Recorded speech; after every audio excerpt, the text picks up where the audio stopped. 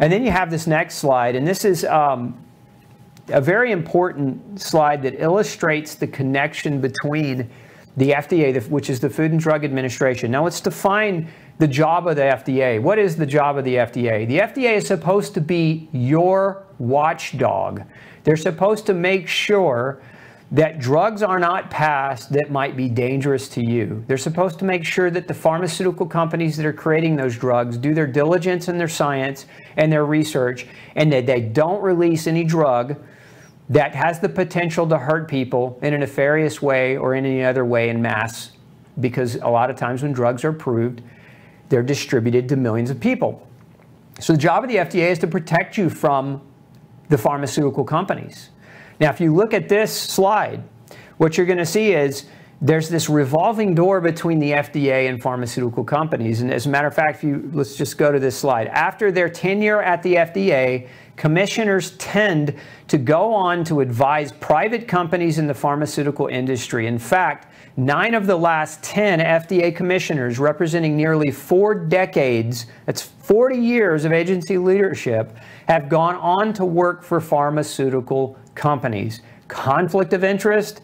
Maybe just a little bit. So you look at that last one, Scott Gottlieb, right? He, 2017 to 2019 FDA commissioner. Now Pfizer board of members is, one of the things there is do you trust that? Is that something you trust? This guy was supposed to protect us, and now he's on the board of Pfizer.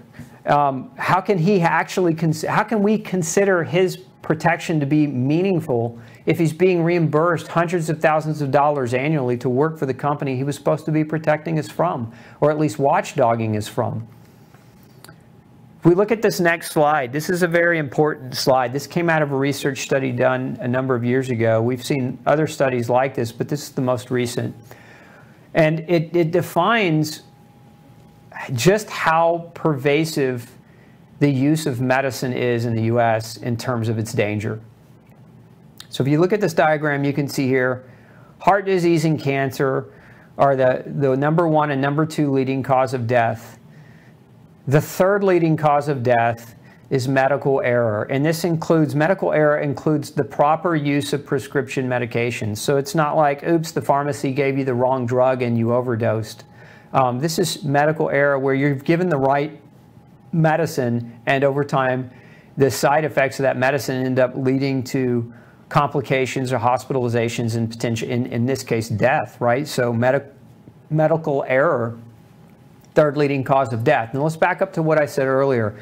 We have a system in the world, and in the U.S., we have chronic illness affects 50% of the population. Okay, 50% of the population. Those chronic illnesses I showed you, cancer and heart disease, were on that list, as were chronic kidney disease and diabetes. Now, you've got those illnesses that are generally, what are they? They're medicated with medicines, right? So if we look at the top 2 leading causes of death, cancer and heart disease, how do we treat those? How do doctors and hospitals treat those diseases? With drugs. Well, what's the third leading cause of death? Drugs. How does that make sense? Can you make sense of it? I can't. I mean, empirical data doesn't lie. You can dance around this all you want, but the fact of the matter is 1 in 2 American adults have chronic disease to the tune of $4.2 trillion of expenditure. The vast majority of that expense, more than half of it, is on medicine. Medicine kills more people. It's the third leading cause of death.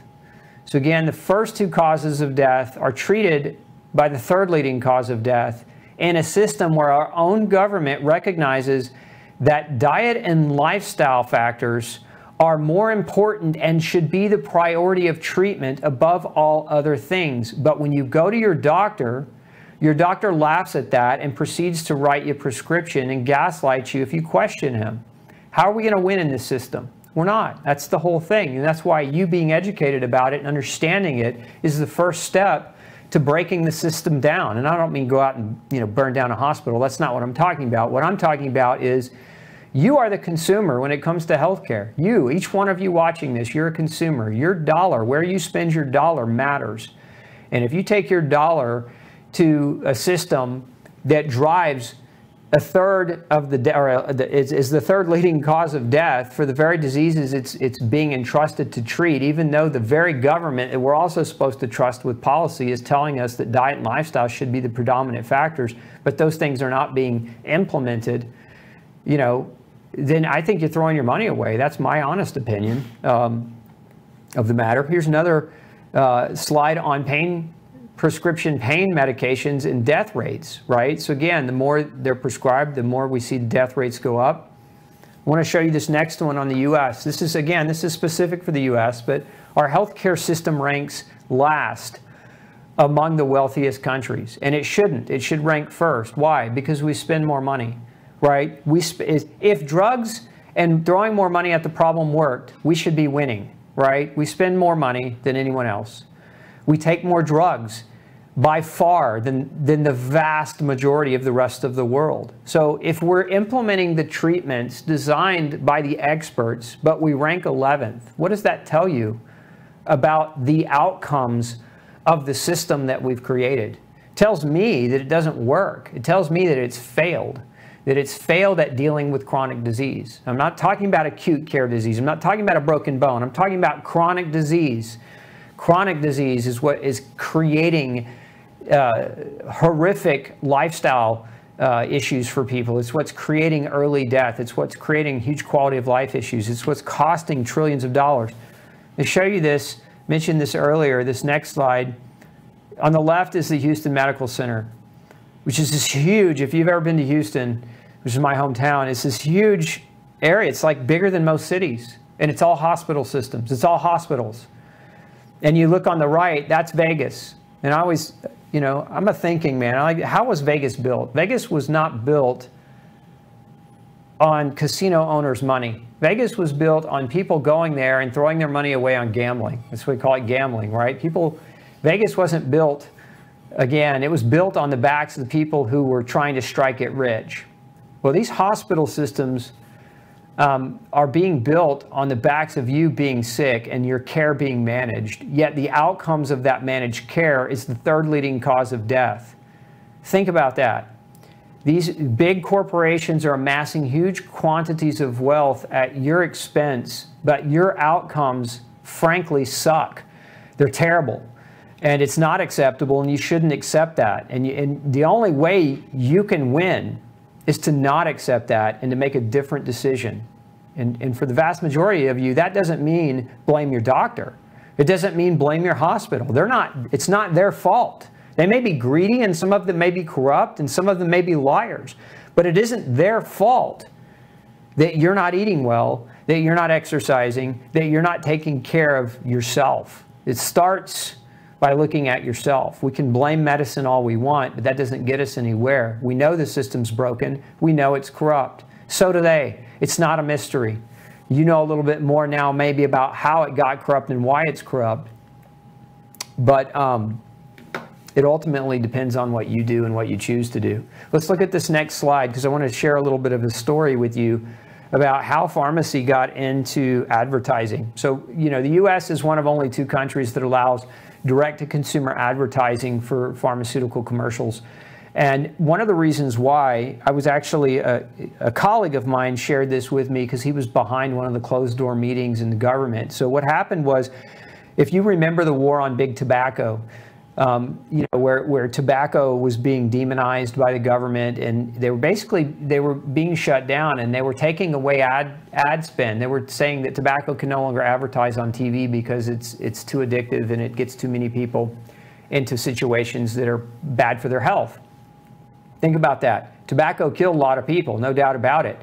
I just showed you that drugs are the third leading cause. Prescription drugs are the third leading cause of death in the United States. Yet, 70 to 90% of the revenue for ad spend on your media comes from drug companies. Where's the uproar for that, right? Before it was tobacco killing people, now it's sanctioned medical care that's killing people, and there is no uproar because the perception is different. But anyway, this doctor friend of mine, he was involved with these meetings, and what happened behind closed doors is that when the government was taking away the tobacco's ability to advertise, the media didn't want to go along because tobacco was a huge percentage of their overall revenue. And so media was not, they weren't going to just roll over and accept that. They had a problem with that. So they met with government officials behind closed doors and they made a deal. They said, wait, well, if we can give you direct-to-consumer advertising for medications to replace the income that tobacco was spending with you, would that be acceptable? And media took it, right? And so basically, media is a whore for the pharmaceutical industry. I just said it. Yep, I just said it. And they took that money, and the government allowed it to happen to take away tobacco ads. But again, tobacco was never responsible for being the third leading cause of death in the U.S. Pharmaceutical industry is. Medication is. And that's something that you really should think about. All right. So again, third leading cause of death. I want to talk about one other concept that most of you aren't aware of, and this is one of the reasons why pharmaceuticals are not, generally speaking, for chronic disease, are not a long-term solution or answer. One of the reasons, not the only one of them, and that is the topic of drug-induced nutritional deficiency. Now, what you've got up here on the board, this is just a picture of one of the textbooks. I've got about 5 textbooks on this topic, meaning that you know, I didn't invent this ideology that drugs could cause nutritional depletion. This came from much smarter people than I am. But they've written textbooks on the problem that many medicines have on nutritional status. And this is not taught in medical school. Nutrition is barely taught in medical school. Wouldn't you think that the doctor who's responsible for prescribing the medication and responsible in part for making sure that you're not damaged by that medication would know these things so that they could then deliver to you informed consent so that you knew what the true risk of taking the medicine versus the benefit the medicine might provide, so that you could make an intelligent decision about how you want to decide to move forward in taking or not taking that medication. And the vast majority of doctors that I've ever spoken to, and I do trainings all over the world on drug-induced nutritional deficiencies. I've got one of the largest databases of information in this area. And I've yet to come across a medical doctor that after one of my lectures came up to me and said, you know what, we learned all about this in medical school. The vast majority of them have come up and said, thank you so much, I had no idea. Now I'm going to take into my practice, I'm going to take in a greater degree of consideration for nutritional consequences. Again, I said earlier that every GP in the United States, and for that matter in any country, should be measuring vitamin and mineral status in every patient, especially if they're on polypharmacy, more than one medication or even just one medication. I'll give you some examples of medications that can deplete nutrients. And so if you look at this next diagram, you can see there are a number of different types of blood pressure medications that deplete B vitamins and vitamin C and magnesium and calcium and potassium and zinc and sodium and CoQ10. And we're just getting warmed up. This is a very, very short list of just some common medications. But again, how many of you, chime in. How many of you have ever sat down with your doctor and your doctor's ever done a drug-induced nutritional review with you to make sure that you weren't taking multiple medicines that could wipe you out of your B vitamins? Again, because the classic example is a patient who's taking metformin, high blood pressure medicine, and cholesterol-lowering medication. All 3 of those medications can lower CoQ10. CoQ10 deficiency in humans causes congestive heart failure and high blood pressure. So if you're taking those medicines to reduce your risk of developing heart disease, but the very medicines are causing the deficiencies that lead to heart disease, this is one of the reasons why medicines are the 3rd leading cause of death in the U.S. They malnourish the body. They don't solve the why of the underlying problem. They simply mask the symptoms. And as many of you know, you don't duct tape over a hole in your foundation and hope for the best. Like, that's a catastrophic thing waiting to happen. And when you do that, when you play duct tape games with your body using medicines and put your head in the sand about what really is going on and allow your doctor to mislead you because you're either uninformed or just don't want to do the research, then that's on you, right? Because at the end of the day, it's your decision to make, not your doctor's. Your doctor's not in charge of your health care, you are. Newsflash, if you didn't know that, that's the truth I want you to take away from this presentation tonight is quit blaming anyone else and take ownership. Because the only way you break this system that's currently in existence is you move away from it. Don't participate in the system that doesn't work for you. I want to skip to one slide here before you go back to that, Mel. Here we go. Let's pull this up, right? So this is one of my favorite quotes. You never change things by fighting the existing reality. Don't fight your doctor. Don't fight that system. To change something, build a new model that makes the existing model obsolete. You are the new model. It's in your hands. It's not somebody else's responsibility or job to make sure that you maintain good health. It's yours. Hey, don't forget to check out the rest of the series right here. Make sure you hit subscribe below. And as always, thanks for tuning in.